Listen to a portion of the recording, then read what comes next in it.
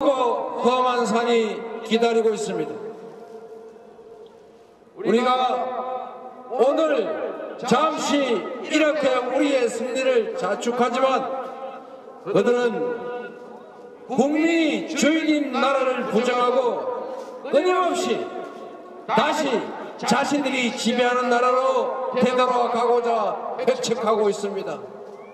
우리가 힘을 합쳐 그들의 반격을 막아내고 궁극적 승리를 향해 서로 손잡고 함께 나아가야 하지 않겠습니까? 역사 속에서도 그리고 우리의 근현대사에서도 언제나 우리 국가 공동체를 위기에 빠뜨린 것은 기득권자들이었습니다. 위기에 빠진 나라를 구한 것은 언제나 흰옷 입은 그 어려운 민들 그리고 이 나라의 서민과 국민들 아니었습니까? 나라를 위기에 구하는 것도 국민이었던 것처럼 오늘의 이 위기를 이겨나가는 것도 이 자리에 함께 하신 여러분과 이 장면을 지켜보고 계실 노심초사하는 대한민국 국민들 아니겠습니까? 비록 우리가 충동적이고 우발적이고 부족한 그 특정 세력에 의해서 이 고통의 순간을 견뎌내고 있지만 우리 국민들은 아름다운 불빛으로 이 나라의 주인이 국민임을 이 나라의 역사의 주인님이 바로 우리 자신임을 확실하게 증명하는 바로 그 역사의 현장에 우리가 서 있지 않습니까?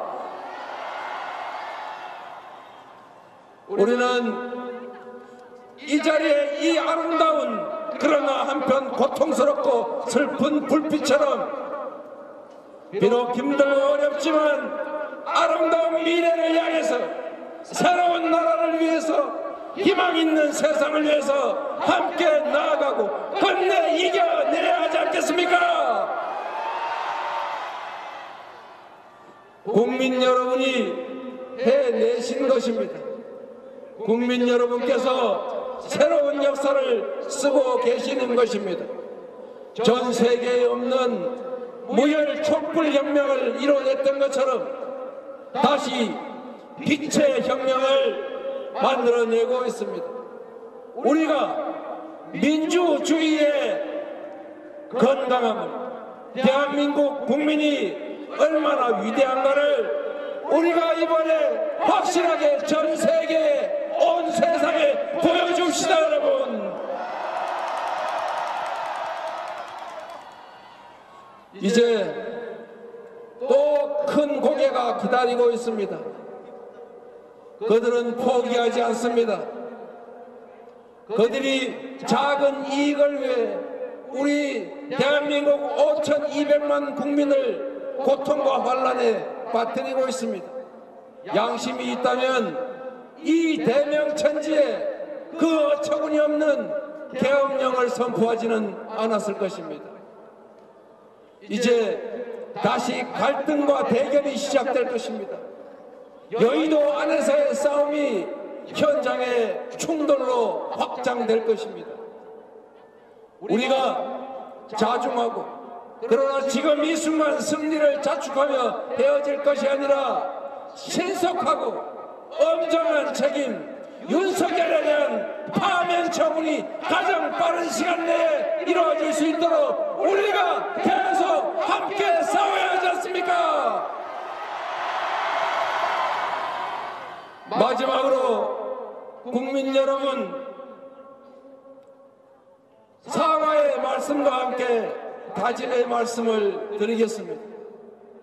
지난 촛불혁명으로 세상이 바뀌는 줄 알았지만 권력은 바뀌었는데 왜 나의 삶은 바뀐 게 없느냐, 이 사회는 왜 바뀌지 않았느냐, 그렇게 질타하신 분들을 그 많은 국민들의 따가운 질책을 기억하고 있습니다. 이제는 새로운 민주주의, 국민이 직접 참여하는 현장의 미래 같은 민주주의를 시작해 봅시다.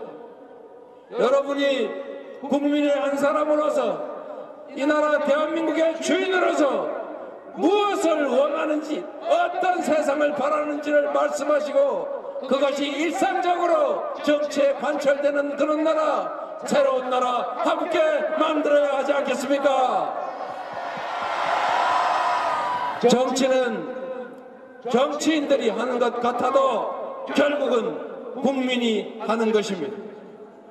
국민의 충직한 도구로서 국민의 명령을 충실하게 이행하는 모습으로서 국민의 주권의지가 일상적으로 관철되는 진정한 민주국가, 민주공화국 대한민국을 함께 만들어 갑시다. 여러분 고맙습니다.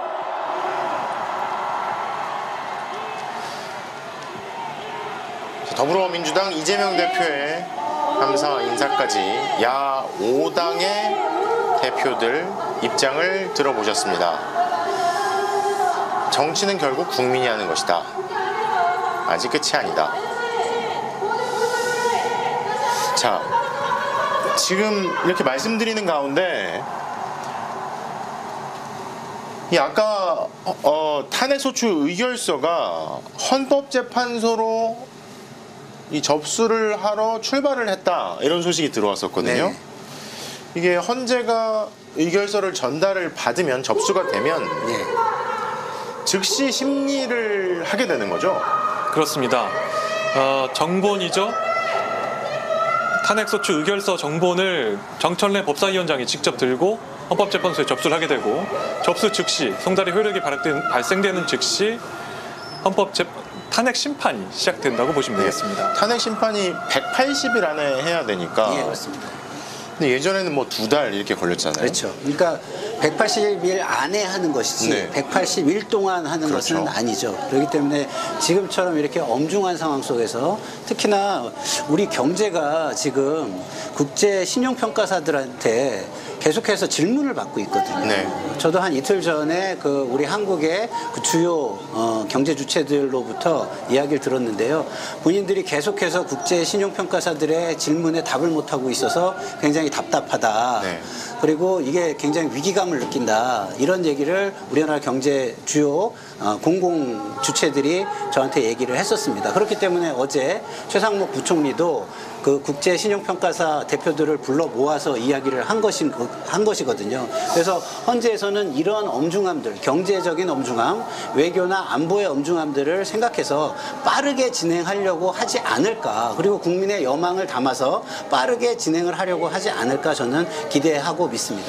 헌재에서 결정이 나오고 만약에 파면 혹은 국정 복귀, 인용이냐 기각이냐에 따라서 윤 대통령의 파면이냐 국정 복귀냐 결정될 텐데, 그에 따라서 만약에 파면이 될 경우에 기각이 되면 즉시 윤 대통령이 국정에 복귀하는 거고, 인용이 돼서 파면이 되면 또 60일 이내에 대선을 치러야 되지 않습니까?